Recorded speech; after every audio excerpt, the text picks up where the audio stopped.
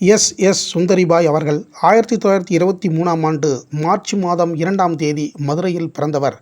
இளம் வயதிலேயே முறைப்படி கர்நாடக சங்கீதத்தை பயின்று நடிப்பையும் பயின்றிருக்கிறார் மேடை நாடகங்களில்.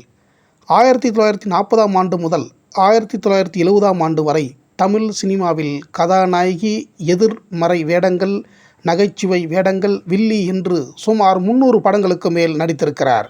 1937ஆம் ஆண்டு வெளியான சுகுண சரசா திரைப்படத்தில் அறிமுகமானவர். ஜெமினி ஸ்டுடியோவின் கம்பெனி ஆர்டிஸ்டாக மாதம் ரூ. 150 ஊதியத்தில் சேர்ந்தார். ஜெமினி நிறுவனம் முதலாக எடுத்த மதன காமராஜன் திரைப்படத்தில் இவருக்கு முக்கியத்துவம் வாய்ந்த வேடம் கொடுக்கப்பட்டது. இப்படத்தில் கொத்தமங்கலம் சுப்பு அவர்களுக்கு மகளாக நடித்தார். இருவரும் இந்த படத்தில் நடித்த பொழுது காதல் வயப்பட்டனர்.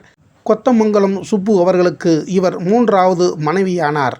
இந்த மதன காமராஜன் திரைப்படத்தில் இளவரசன் மேல் ஆசைப்படும் பேராசை பெண்ணாகவும், இளவரசர் தனக்கு கிடைக்காததும் உடனே வில்லத்தனத்தை காட்டி அவரை பழிவாங்கும் வில்லத்தனமான நடிப்பிலும் இவர் இளம் வயதிலேயே நடிப்புக்கான தனி முத்திரையை தமிழ் திரையுலகில் பதித்தார்.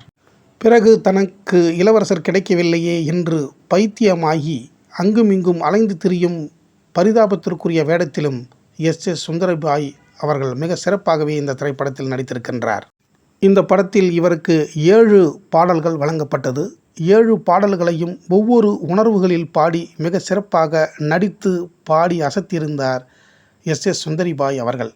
குறிப்பாக காதல் வயப்படும் கன்னிப்பெண்ணின் உணர்வுகளை வெளிப்படுத்தும் பாடலும், இளவரசரிடம் வெளிப்படுத்தும் காதல் பாடலும், இளவரசருக்கு தன்னை பிடிக்கவில்லை என்று அறிந்ததும் சோகத்தில் பாடும் பாடலும், இளவரசராக நடித்த வி சடகோபனை பழி வாங்கிய பின்பு தனக்கு இளவரசர் கிடைக்கவில்லையே என்ற பைத்தியத்தில் பல பாடல்களை பைத்திய உணர்வோடு பாடி நடித்திருக்கிறார்.